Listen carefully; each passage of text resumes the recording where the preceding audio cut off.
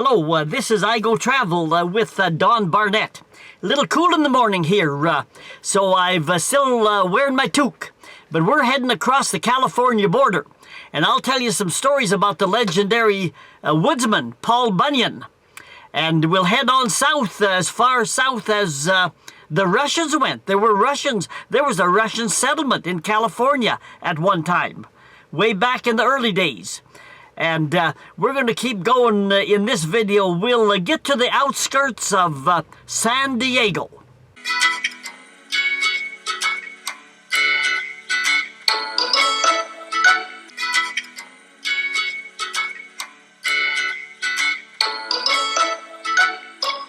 We are just coming into the Redwoods of Northern California, and that means Paul Bunyan country.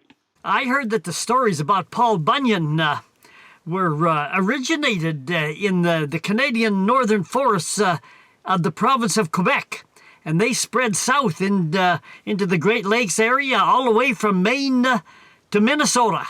And eventually, the legend spread across the country, right over here to Northern California, to the real big redwood timber country. I'm telling you that he was so big as a baby that he was put into a crib that was a covered wagon for his size. And he ate 4 rain barrels of porridge for breakfast every morning. As a young man, he stomped around the Great Lakes country, and his footsteps created the 10,000 lakes of Minnesota. We pulled into Klamath, Northern California, just to see these statues of Paul Bunyan and Babe, his blue ox.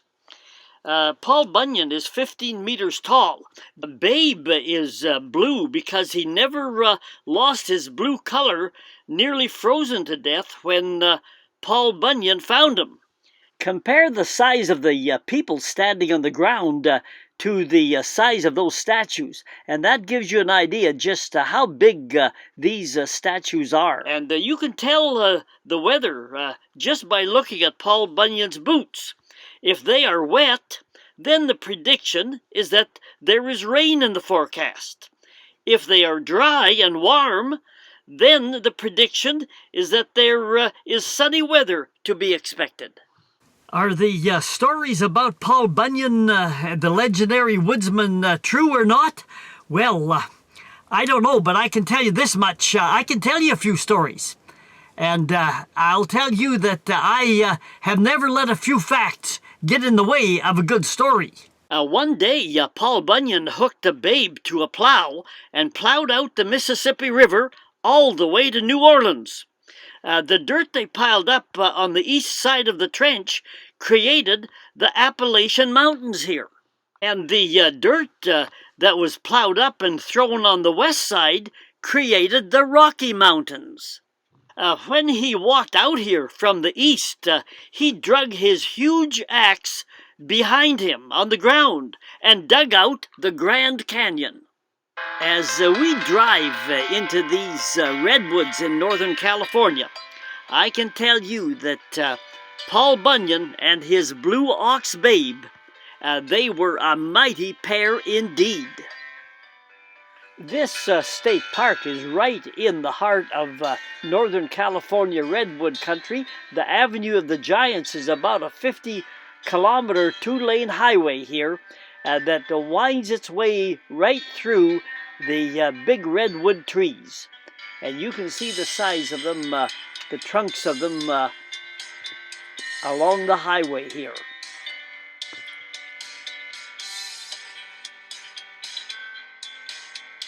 It's a slow ride. It takes you anywhere from an hour to a few hours, depending how many stops you make. This is a famous tree here that's been carved out about in the 1920s or 30s, and small cars have been able to drive through it. You can see the height of them here. And here's an old tree trunk and a log on an old wagon. This chart gives us an idea of just how tall these redwoods are. Some of them will grow up to the equivalent of 16 stories high, and even higher than that. Now compare that height to the house that I live in, that most people live in. We tend to live in one-story house height houses, and if you're in a small city, maybe you can compare to a four-story apartment complex, which is at this height here. But look how much higher the tree grows compared to our house or a small apartment complex. We are headed on down the coast. You can see the highway here. Nice highway, safe enough, but it's not a high-speed road. It's a two-lane road, but it's a tourist road with a variety of scenery. Our next stop was a historic park called Fort Ross. And Ross does not stand for Ross. It stands for Russian. The early Russian explorers came down the coast as far as just here north of San Francisco and established a trading post and an agricultural area to grow vegetables and other crops for explorers and settlements northward in what is Alaska today. It was enjoyable walking around the old fort, a lot of history here. The Russians are recognized as establishing the first windmill in California, and it was an operation that could be turned into the wind. And here's an old bell and just some more of the buildings in the yard. And in this next picture, you can see the skilled work of the Russians in establishing their buildings and in the construction of them. Their presence alarmed the Spanish, who eventually sent a guy by De Anza, a general, up to establish a colony in San Francisco because of their concern about the Russians along the coast here. This, of course, was many years before America was born. Look at these trees. I had never seen trees like these around Fort Ross. They were shedding their bark. They're called eucalyptus trees and were planted by early ranchers as windbreaks. They are a fast-growing tree and live about 250 years. They're also called blue gum trees, and they originated in the Tasmanian area of southern Australia. Their bark shedding and rich sap make them a fire hazard, as they can literally explode into fire. The sap can be poisonous to animals like dogs and cats if they chew much on the bark. These eucalyptus trees are high consumers of soil nutrient, but they are low consumers of water. At Fort Ross, there was a lot of calla lilies planted along an old fence line. These lilies are quite common in wedding ceremonies and make nice bouquets. They come in colors other than just white, like yellows and reds and violets. We are on the road again, headed south. Nice enough highway, a two-lane road, and here's some pictures along the coastline that you can see. This was some nice bridge that we went over. The road just north of San Francisco gets pretty narrow and steep, and they might even limit at times the total length of RVs that can go on it. I don't think you see semi-trailers on this part of the highway. The highway hugs the coastline all the way down the California coast. And here's a variety of the scenery as we looked out our windows. Here was a nice place. We had a lunch and a coffee and enjoyed the scenery along the coast.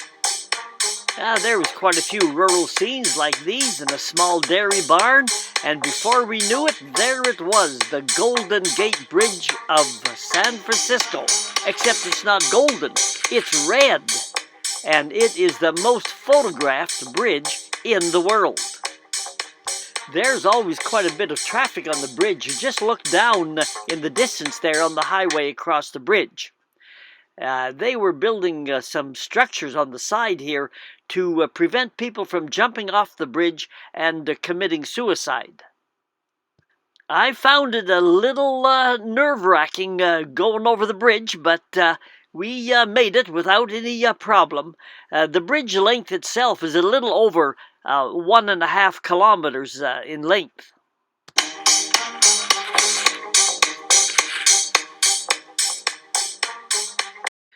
The traffic got a little heavier as we went through San Francisco, like a little trickier too through these some of these tunnels, and a couple of them were fairly lengthy.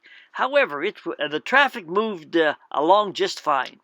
There were quite a few of these kinds of apartment buildings in San Francisco along the highway, and you went over big bridges like this and didn't even realize it. And then out in the country, we spotted the odd lighthouse like this.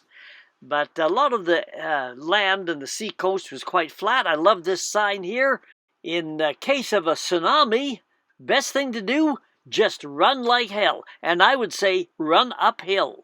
Halfway between San Francisco and L.A., right along the coastal highway, is the famous Hearst Castle. It is not just the building itself, but the story and intrigue behind the guy that built the castle, William Randolph Hearst.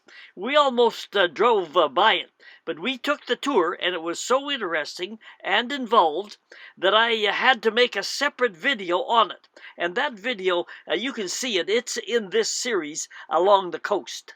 You know, one of the things I liked about that Hearst Castle story was his mistress. The family wanted to get rid of her. And she said, it was in the day when they had streetcars in San Francisco. And her response was, why should I get off the streetcar and run after it when I'm already on board? You know, it isn't the buildings, like I say. It is the characters that built them. A little further was Morro Bay. A lot of water activities, kayaking and canoeing in this area. In the bay is the big famous volcanic rock, Morro Rock. I wanted to climb it, but I found out that it's a bird sanctuary on top there. A lot of birds nest on the big rock. A lot of the beach areas had volleyball nets set up, and there was no doubt a lot of swimming. This was one of the lifeguard stations. Just north of Los Angeles, off the coast, is the Channel Islands National Park. It's a set of 5 environmentally rich islands that contain many sea caves and seals and seabirds. We did not have time to go over to these islands, but they are just another example of too much to see and take in during a single trip along this rich, populated, and varied coastline. We are in the southern part of California now, just coming into the outskirts of San Diego. And if you've liked what you've seen and you'd like to know when we're coming up with some more travelogues, hit the subscribe button, and that'll tell you when we're going to have more of these videos on the internet. Okay, until then, let's head down towards San Diego in the next video. And for this one here, it's I Go Travel with Don Barnett. Adios. We'll see you in the next video in San Diego.